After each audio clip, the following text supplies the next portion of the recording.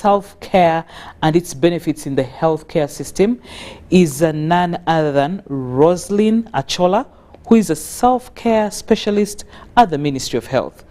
Roslyn, good evening to you. Good evening. How are you? I'm fine. Thank you for hosting me.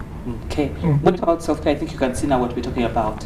It speaks right from her look. Now, Roslyn, let's get straight to the question. What is self-care when we talk about it? Thank you.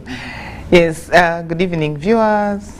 Self-care is an ability, according to WHO, it's an ability of an individual, family, or community to be able to promote health, to be able to prevent diseases, to be able to maintain good health, and be able to cope with disability or any condition that they have at hand, with or without the support of a healthcare provider. So that means there are certain things that we need to do as individuals, families, and community that can help us to live healthy without necessarily going to a doctor or to a nurse that I need ABCD. For example, when you wake up in the morning, what do? As a lady, you brush your teeth. You know very well if you don't brush your teeth, there are diseases that are associated with that. You end up contracting diseases. You have to bathe. If you don't bathe, you know that you will end up with skin diseases. You have to take breakfast. You have to eat lunch. You have to eat on time. Otherwise, when you don't do that, then you will end up with ulcers. So what you do yourself as a person or as a family or as a community to be able to promote good health for yourself, but also to prevent any possibility of a disease to occur. Yes. When you talk about it, I'm getting a little bit, already questions are flying in my head. When we talk about self-care for some will think, after all, since it's something that the Ministry of Health is promoting, why do I need to go to a clinic when I'm feeling unwell?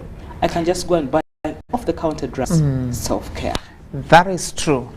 I want to say that self-care is something that people have been practicing in one way or another, and some even knowingly or unknowingly. So this has run with us in the communities for some time. So it is not a new concept. It's an old concept. But because probably there has not been an emphasis on it, then people now might think they should go off the counter and pick medications. But that's not self-care. That's not what self-care means. So in this case, why I'm here today is to pass the information that people need to know, that self-care is not just limited to going to pick a medication and then you take, or failing to go to the hospital because you are doing self-care. No.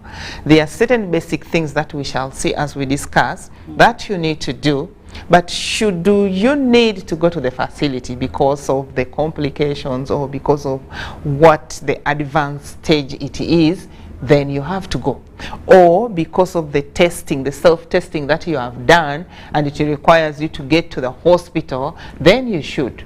Or like for the colleagues who are injecting themselves with insulin, those who have diabetes, you know that there are regular times that you have to get to the hospital for further examination and for further support. So this does not in any way stop you from going to the hospital, but it only helps you to take care of yourself for the basic primary health care, you know, small things, but then get to the hospital when need be.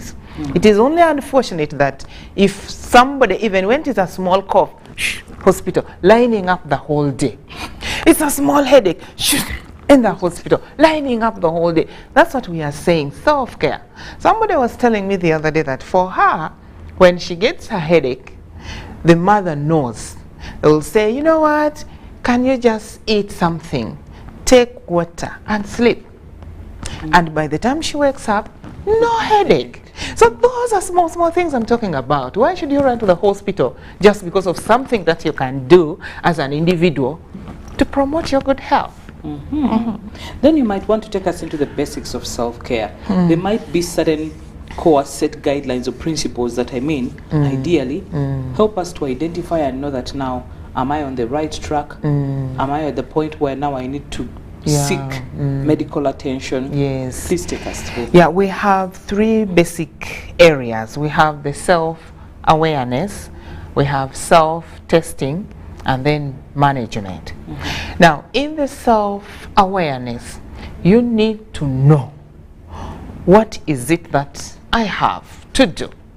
For example, a pregnant mother, because we have also areas, we have focused antenatal, we have family planning, we have post-abortion care, we have HIV, AIDS, and STIs. So what are you supposed to do in those areas? First and foremost, have to know, you have to get the information, what we call health literacy. You need to have the information that if I am pregnant, what are the basic things that I need to do?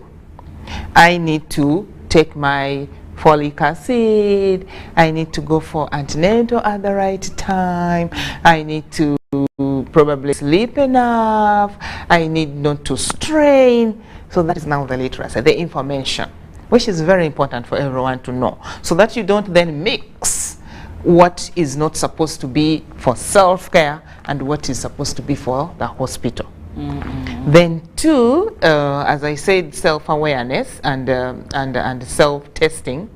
We have now the self-testing, that if I am a lady, I'm a young lady, I'm a gentleman, and probably I'm engaged in extramarital relationship, or I have my boyfriend, I have my girlfriend, why don't I first test to ascertain the person's status?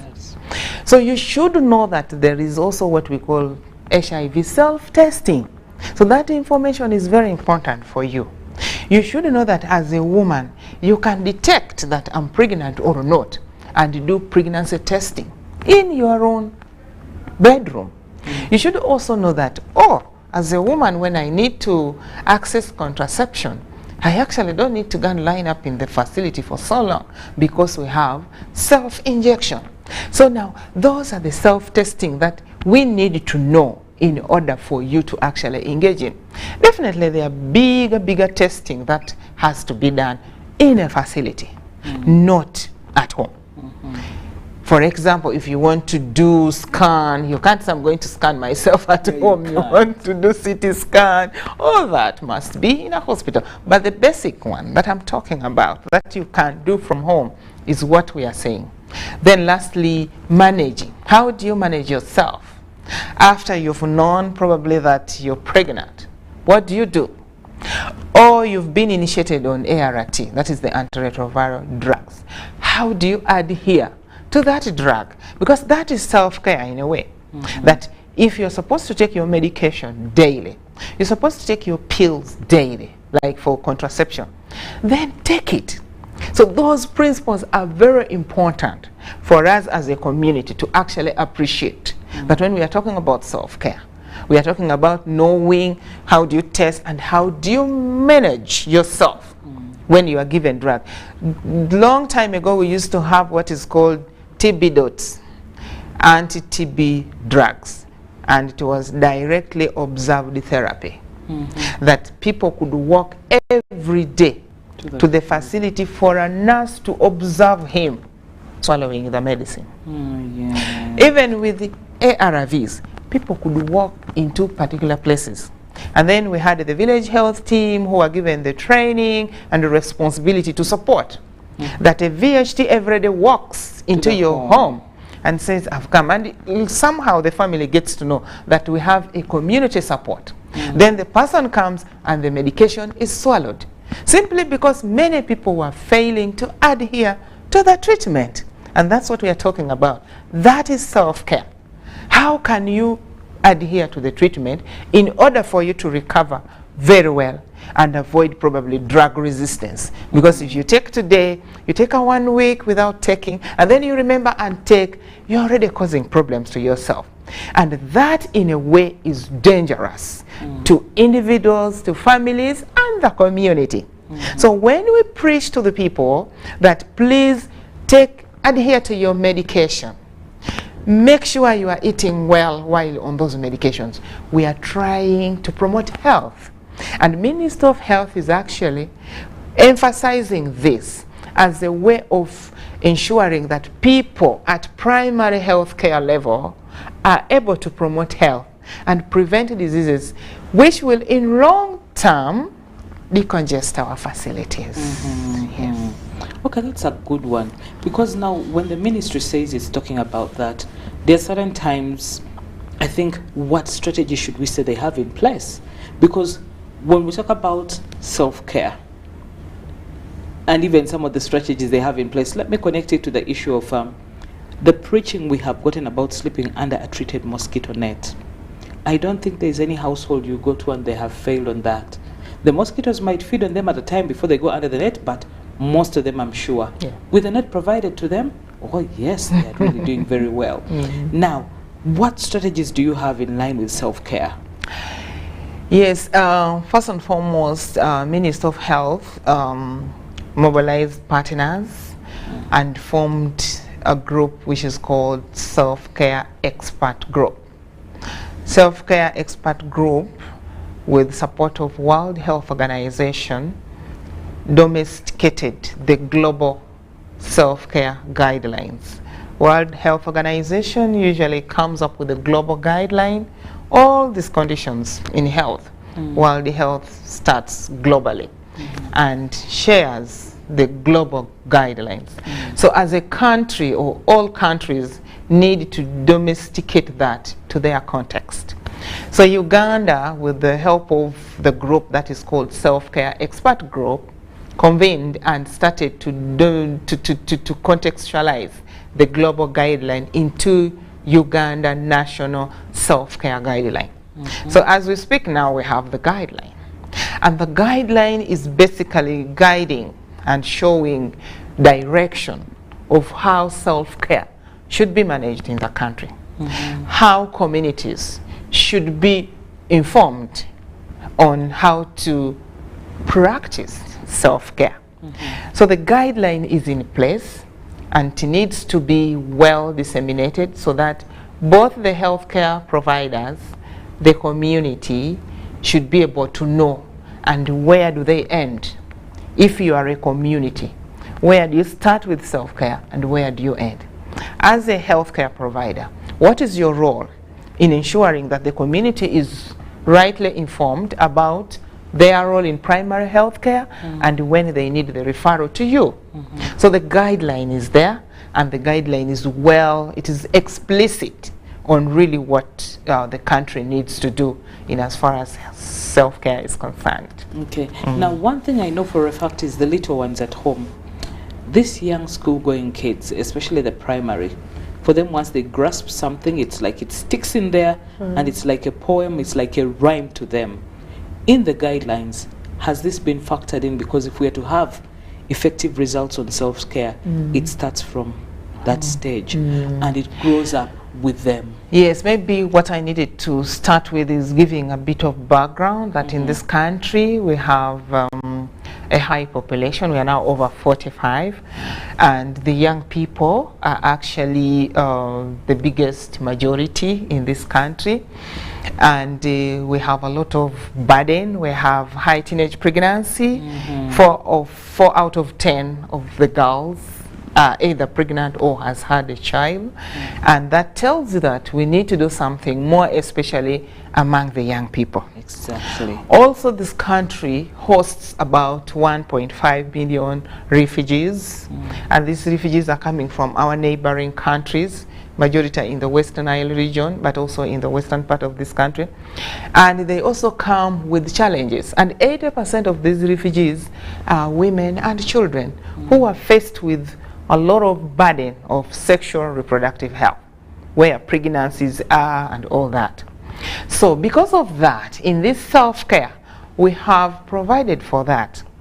We have provided that how do we respond to the needs of the young adolescents in the refugees, to the needs of women in the refugees, to the needs of the children in the refugees, and of course including the men. Then, as far as the country is concerned, as I've said, that we have we have young people comprising of the biggest proportion of the population. And we know that in HIV/AIDS, as you look at our HIV prevalence, 6%, but for women alone is 7.5 or 8. But more is on the young girls. If you look at the difference between the young girls and the young boys, the girls are more infected with HIV. So what does that mean to a programmer or policy maker?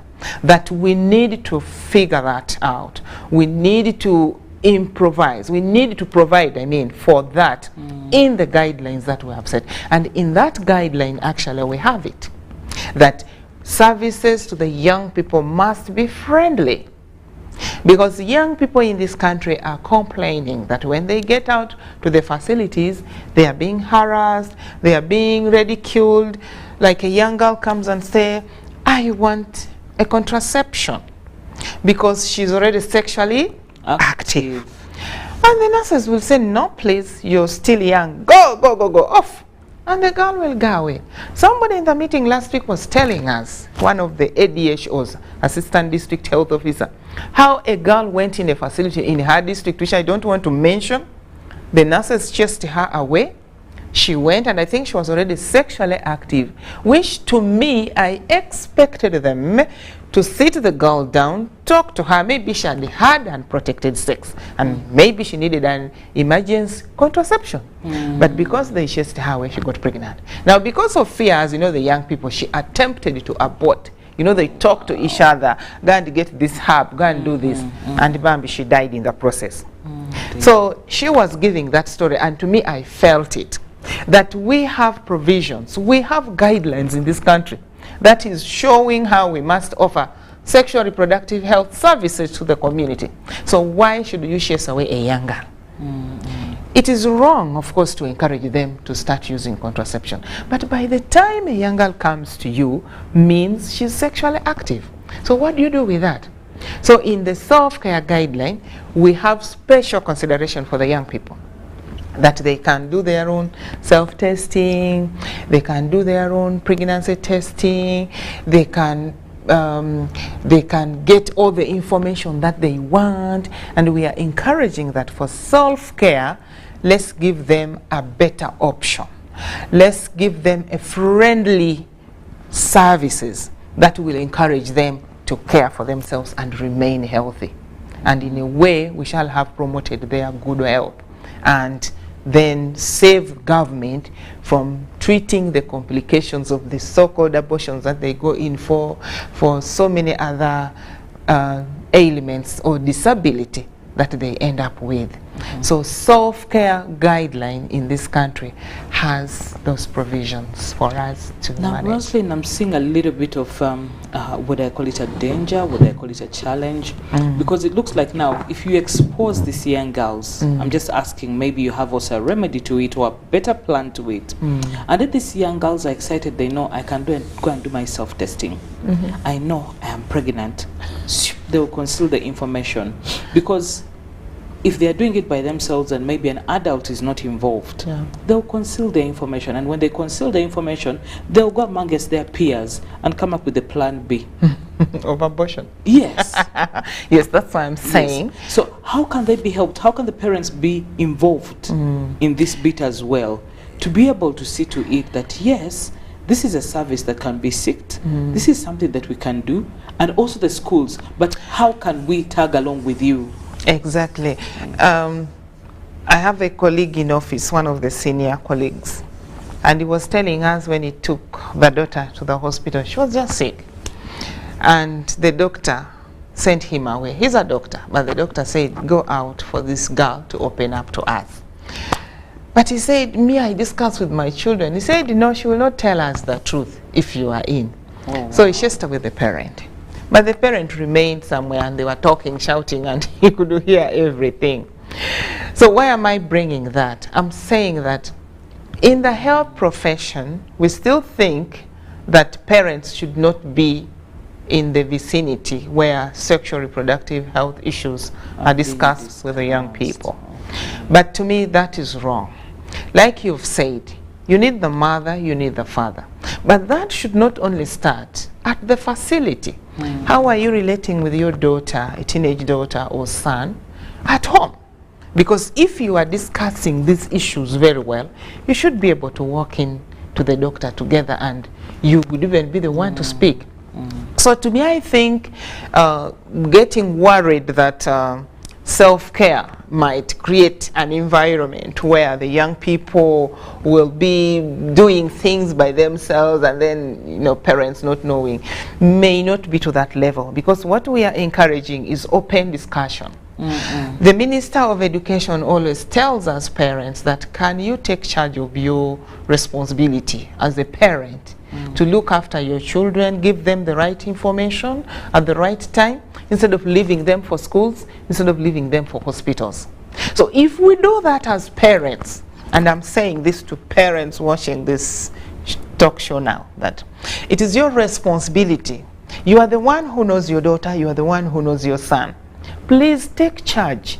Discuss with them. Gone are days when you will say you never discuss sex issues because it is a taboo. No, discuss, because as you don't discuss with her, the media is discussing with her. She's using her phone to discuss the sex issues. So to me, I think in self-care we are encouraging individual, family, and community. That if you don't trust your mother because she's going to yell at you, there should be an auntie. You are telling me of your niece who believes in you. Before she sleeps, she has to call Aunt Sophia. So those are the kind of things we are encouraging in self-care. That if you're not comfortable with your mom, probably because of the way she behaves, confine it to an auntie whom you should be able to discuss some of these things, and the aunt should be in position to give you the information. So to me, I think it's my role and all my colleagues out there to give the right information about self-care, to encourage parents to discuss with their children in order to promote good health of this country. Otherwise, if we don't, then we are losing. We are losing out on our roles. When you talked about the auntie, I find it quite interesting. It's like a role that is dying out. I believe me and you, as we were growing up, there are certain times when they would send you to the holiday. For a holiday, go to your auntie, because there are certain things the parents wanted your aunties to take you through or to learn from them. But now, the gadget has become the auntie. Do you have any plans in the strategy, since the gadget is now the auntie, to ensure that some of this information or the guidelines are thrown for the young ones in a well-packaged way for them to understand? Yes, as you said, well-packaged way. We are saying age-appropriate information. There are so many guidelines in this country that is talking about within the Ministry of Health, and these guidelines are trying to find the best way possible to actually make sure the young people and the parents get the right information, and the right information for the right age. Because again, when you give too much to a younger person, you are opening their mind very fast, which already is happening in a way from the media. But we are saying from the health perspective, we want to give age-appropriate information. And in self-care, we have that. And like I said, self-care is beyond just looking at medication. It has the component of information. As a girl, what are the things that you have to be aware of? The self-awareness I talked about. Are you aware that you are now growing breasts, you have started your menses, and in so having that means anytime should you engage in sexual intercourse unprotected, you will get pregnant? Should you engage in unprotected sexual intercourse, you will get HIV if you sleep with somebody who has HIV. So those are the areas that we are saying for these young people, they should know that information as a self-care approach. That when you are thinking about yourself, you want to prevent diseases, there are certain things that you need to think about. And no matter whether you are a young person or an adult person. So these young people have information that in this guideline that is helping them to appreciate that, oh, I must behave like this. When they have started their menses, what are the things that they are supposed to do in order to remain smart, to remain in school, to remain free from any infection? So the information, power of information is great. I have come up with the slogan which is saying, self-care is your daily bread. Self-care is your daily bread. How can you practice self-care, like I've said, the different aspects, to be part of your daily routine, to be part of your whatever you think about, that if I want to live as an adolescent free from HIV/AIDS, as an adolescent without getting pregnant, I should be able to know my status. I should be able to protect myself from sleeping with men anyhow. And that is self-care. Because nobody is going to come and say, today don't go and sleep with John. Tomorrow go and sleep with Matthew. The next day don't sleep with Kenny. No. You yourself, whether you are a woman or a girl, don't just go out sleeping with people. Self-care. Think about yourself. Know that the more you're sleeping with those John, Jane, you are likely to get issues. You're going to get diseases. You're going to get pregnant. And then you start quaking and you want to abort. And then you come up with complications and you lose your uterus or die. Self-care is telling you, think about yourself. Promote your good health. Prevent diseases. And remain healthy. Wow. Well, at this particular point, I'd like us to take a very short break, and when we do come back, we're still going to take you and dive deeper into matters and issues of self-care. But first, let's get a very, very short break.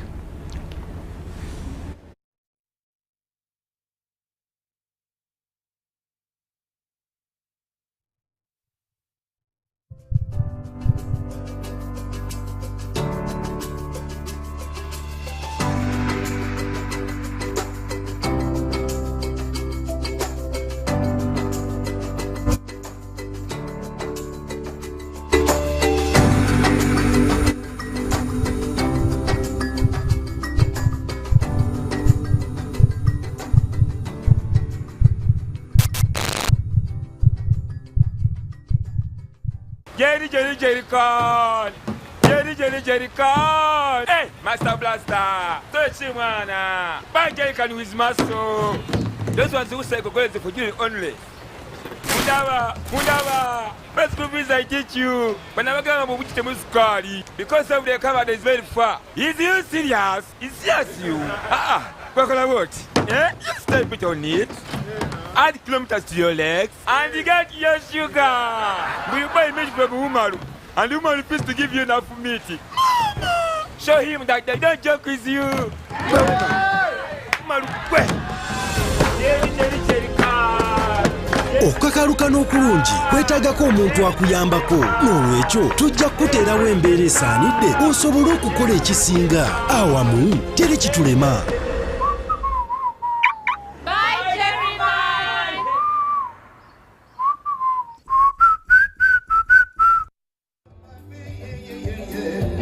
In 2005, Harris International was formed.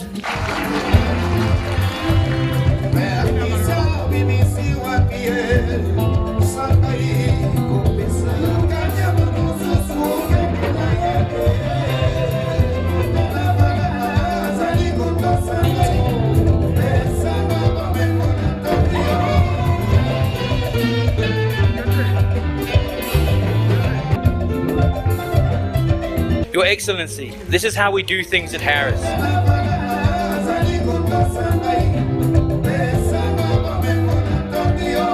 I once again congratulate you upon the commissioning of a new production plant and wish you success in all your future endeavors. I thank you all.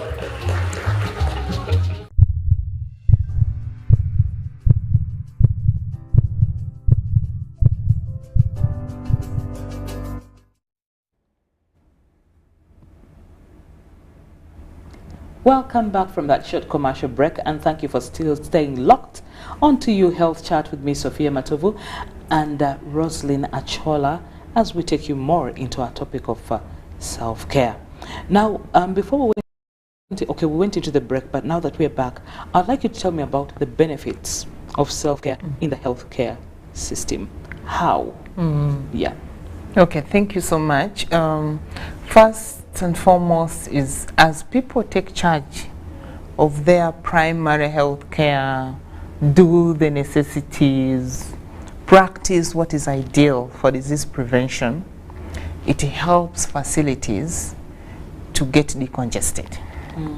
Now, when the facilities are decongested, there is likelihood of high efficiency and effectiveness to be realized. You can see even when you're out there in the community, when there are more people, people tend to compromise quality, people tend to compromise certain things, they get overwhelmed, you are only 2 on duty, and you have 1,000 people to pay attention to, so you will rush the services. So self-care would help us to increase the effectiveness and efficiency of the health service delivery when we get only the key issues that we need to address at the right time. That's one. Then 2, we also would look at operationalizing the various guidelines and national policies that we have in this country. We have the National Health Policy, we have the National HIV/AIDS Testing Guidelines and Implementation Plan, we have the National Family Planning Costed Implementation Plan. All that have components of self-care. And as we keep talking about self-care, we will operationalize those national policies to its fullest. And to me, I think that is really a good direction that the country would be taking. But we also have stakeholder involvement, that we have very many partners in this country, in the healthcare system in particular, who are supporting or complementing government role in very many interventions. Now, involving them to join and work with government in promoting self-care, it is going to help us in wider coverage. For example, if I give the number of partners we have and where they are working, we have those working in the Rwenzori region, those working in the West Nile, the Acholi region, the Bukedi region, and each one is doing something, which is a plus to the government, that partners have come in, development partners have come in, and they all have similar interests. They are complying with the government policies and guidelines in offering services to the people. So to me, I think that is going to help us really cover the country very well, because now we have, for example, the self-injection, where women are trained on how to inject themselves with injectable contraception. Wow. Yes. So when partners come in and support facilities to train women so that they can take what is enough for them, it is increasing coverage, but also helping the women or the community to reduce on the costs of going every month to the facility to pick a pill, or after every 3 months for the injection. So the facility would be decongested because the women can access their commodities from wherever they are. But also this being an evidence-based interventions, because self-care, according to World Health Organization, these are evidence-based interventions. For example, this HIV self-testing, it's already a good practice with evidence that it can work. Self-injection, as I've said, it is already with evidence that it can work. And even in Uganda, we did a pilot, and actually that study revealed that the remote illiterate women were more likely to inject themselves compared to you and me. Because they were enthusiastic, they were like, wow, so now we are able to do this. So the training that they go through with the VHCs, they manage to do that. So that is already a benefit to the facility.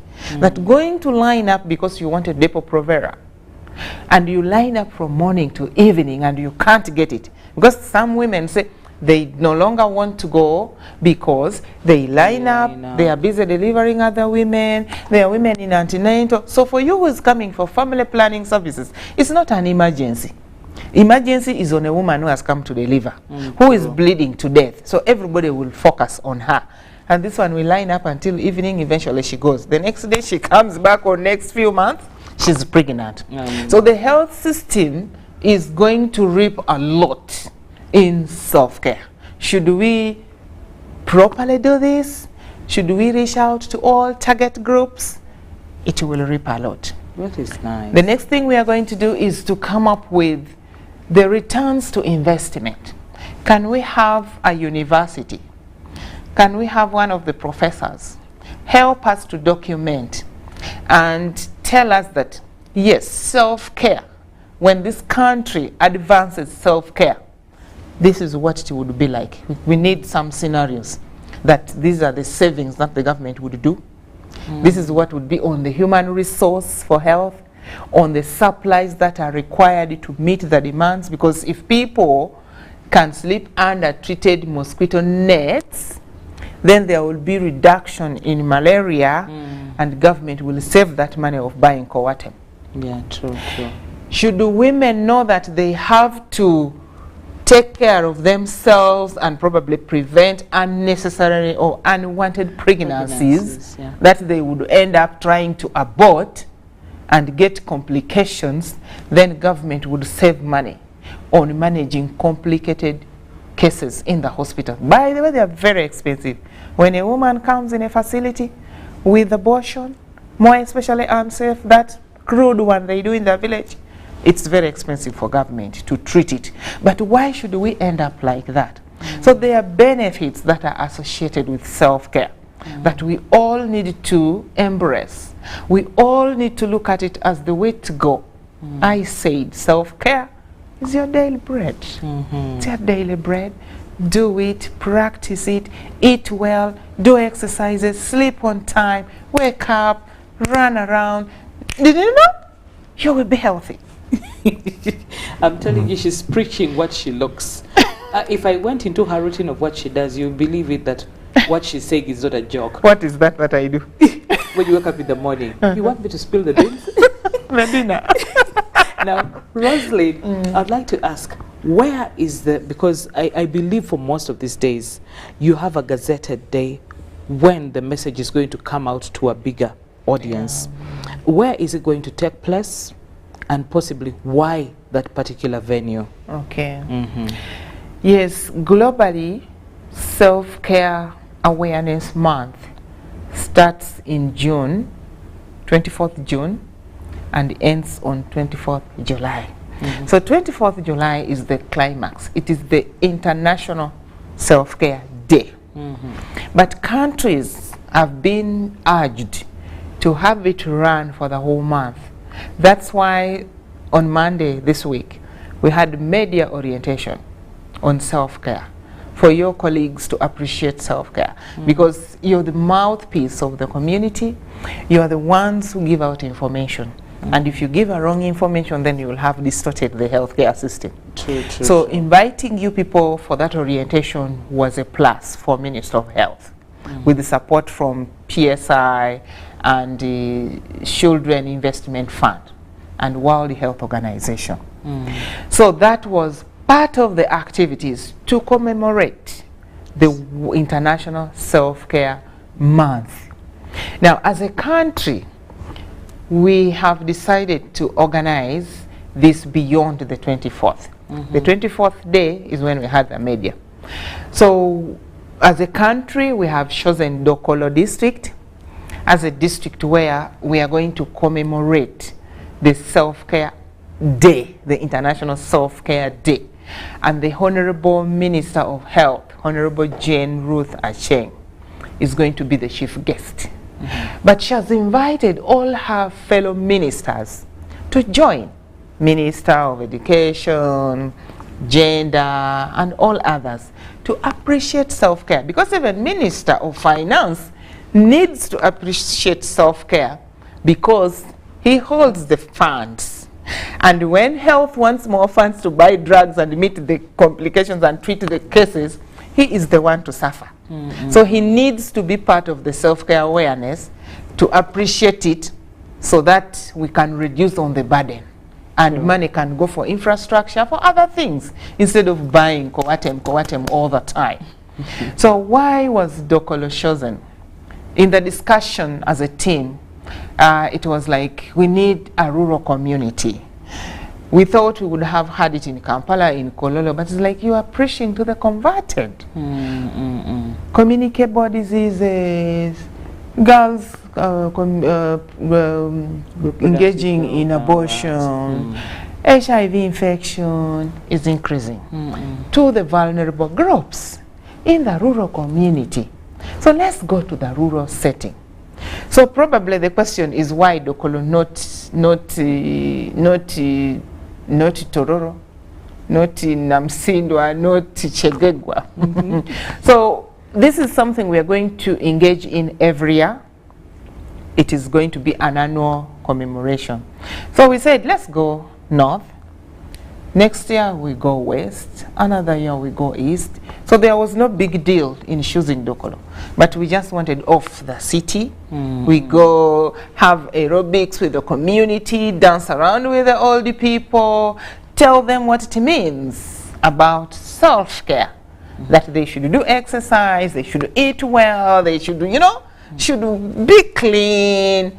Small things that we are talking about in self-care. And then the young people knowing that they should manage their menstrual hygiene, they should be able to bear, they should be able to, small things to keep them healthy.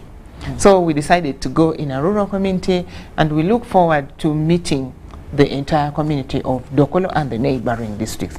Actually, before the D-Day, we are going to have an orientation workshop for leaders in the region.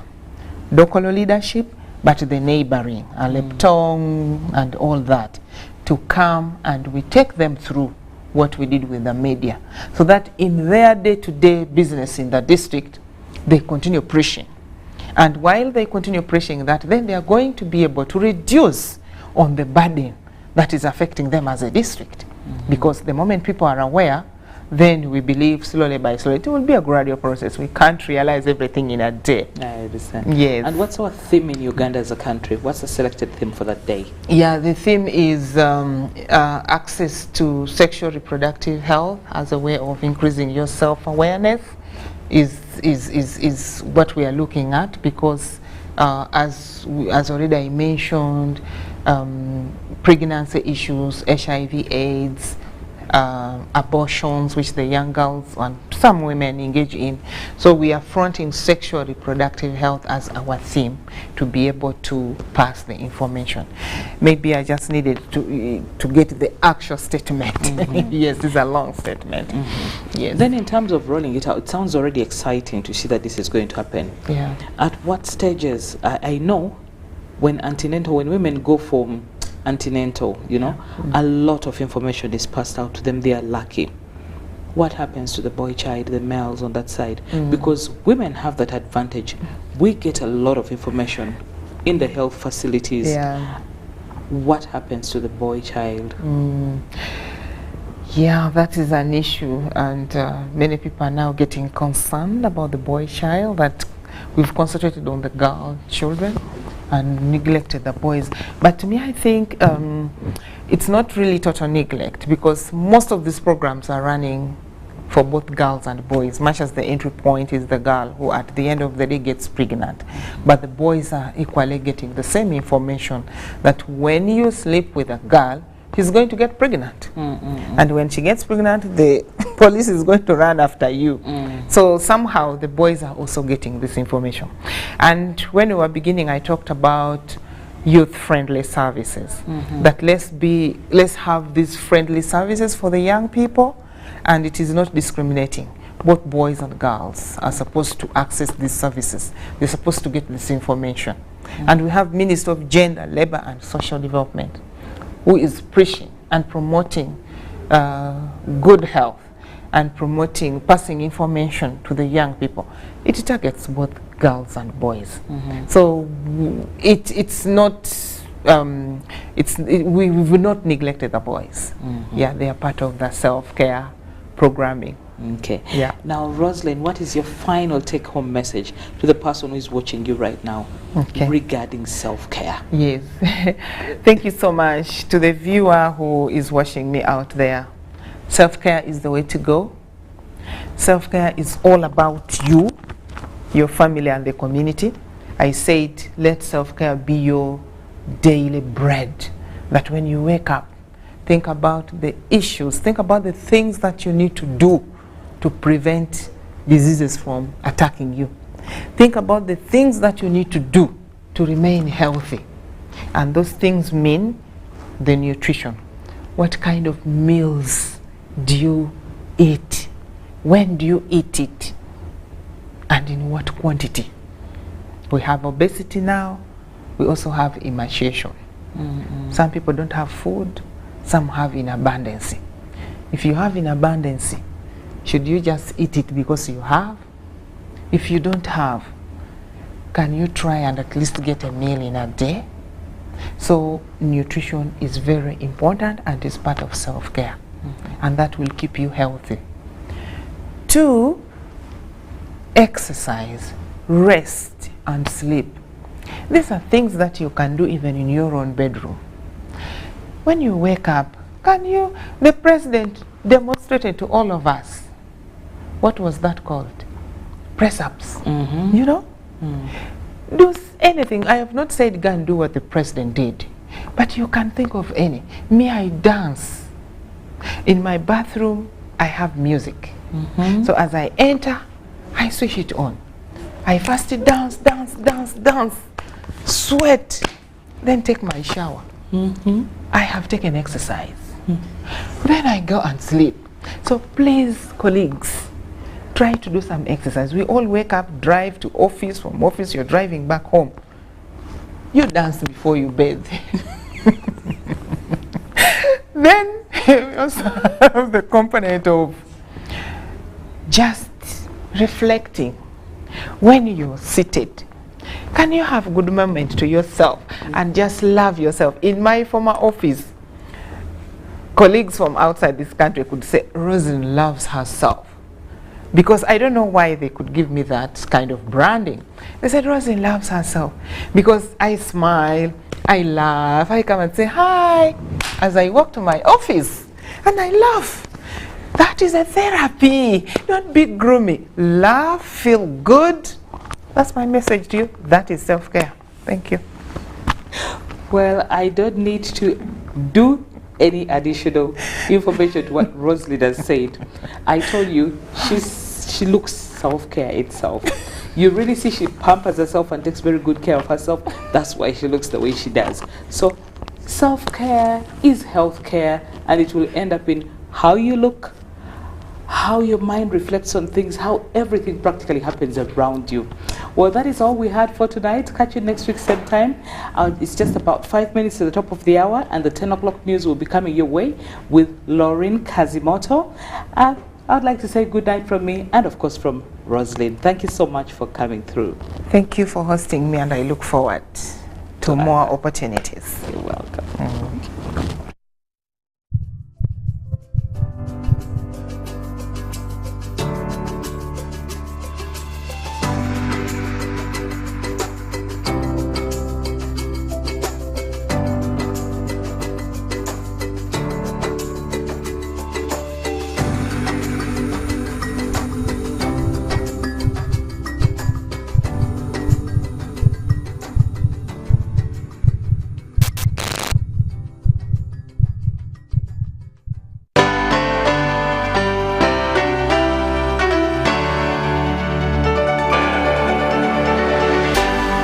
UBC, inspiring Uganda.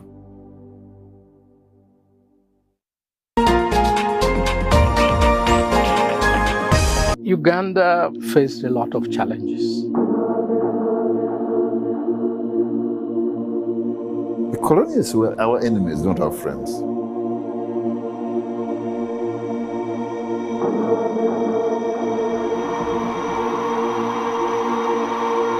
It's been said that you'd like to put an end to the conductorship. Is that so? No. For Amin, we fight.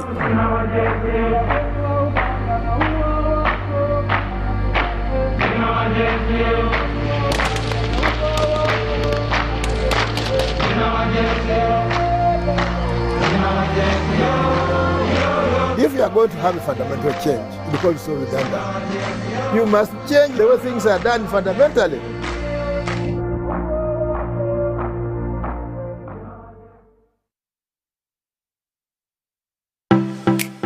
UBC is the national public broadcaster. We educate, inform, entertain, and inspire our audiences. You can watch us on free-to-air channel 001, DSTV channel 282, GoTV channel 371, Star Times channel 201, Zuku TV channel 20, and Azam TV channel 350. Even when your subscription expires, you can still watch UBC for free on your pay TV platforms.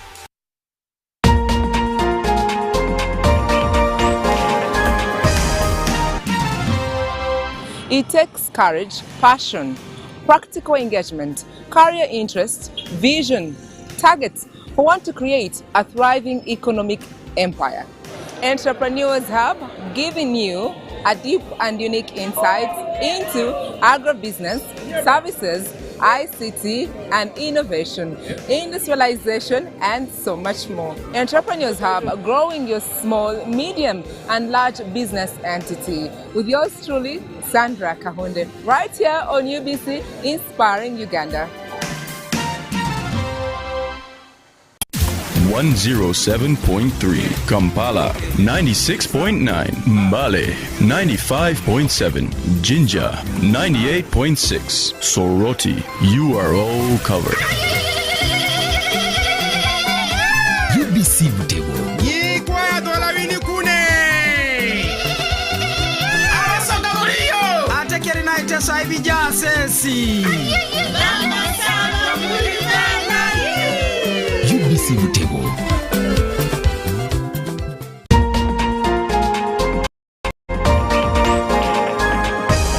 One-on-one with Michael Jordan Lukomwa. With the face-to-face conversation, focusing on accountability, inspiration, information, and sensitization of the public from the various sources, such as inspirational profiles. Having a disability is not inability. Professional guidance. There is no special